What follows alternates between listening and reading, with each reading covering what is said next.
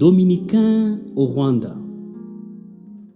Trouver la vie et perdre ma vie. Méditation de lundi de la 15e semaine du temps ordinaire.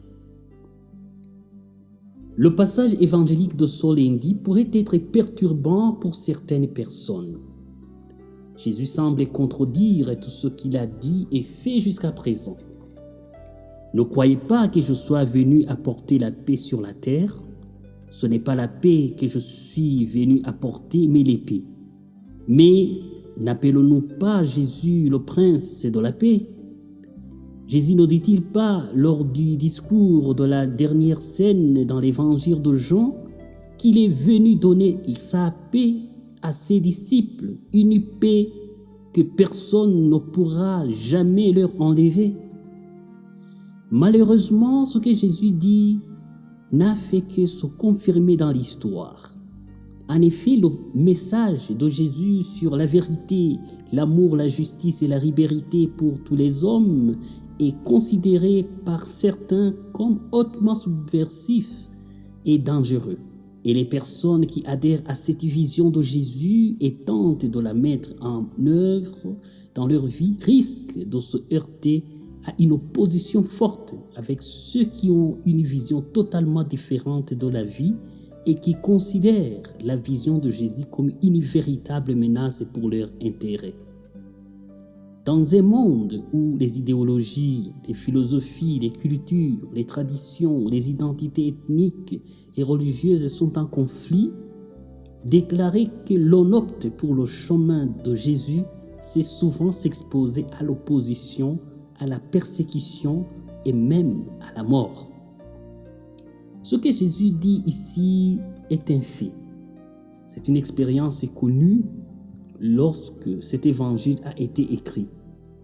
Le christianisme divisait les familles et dans certains endroits, il le fait encore. Mais les personnes qui voient, comprennent et acceptent la vision de la vie que Jésus propose savent qu'ils n'ont pas d'autre choix que de la suivre, même si les membres de la famille proche s'y opposent. Suivre le Christ, c'est entrer dans une nouvelle famille avec de nouveaux liens. Le chrétien peut être traqué, détesté, expulsé par les membres de sa famille, ses collègues et même par les sociétés et ses clubs sociaux. Mais un adepte du Christ ne doit pas leur répondre de la même façon. Au contraire, le sujet le plus cher d'un tel disciple de Jésus est qu'il soit capable de voir ce qu'il voit et jusqu'à ce qu'il le fasse, il priera pour eux, les bénira et les aimera. En effet, Jésus exige de ses disciples et nous-mêmes de se consacrer entièrement à lui. Il nous rappelle le sérieux avec lequel nous devons prendre notre relation avec lui. Il nous oblige à faire des choix fondamentaux et élémentaires dans la vie. Personne ne peut être indifférent à lui. Nous sommes soit pour lui, soit contre lui. Le Christ est tel défi à notre orgueil et à notre amour du confort que soit nous l'aimons et détestons notre égoïsme, soit nous nous accrochons à notre égoïsme et finissons par devenir indifférents et opposés à lui.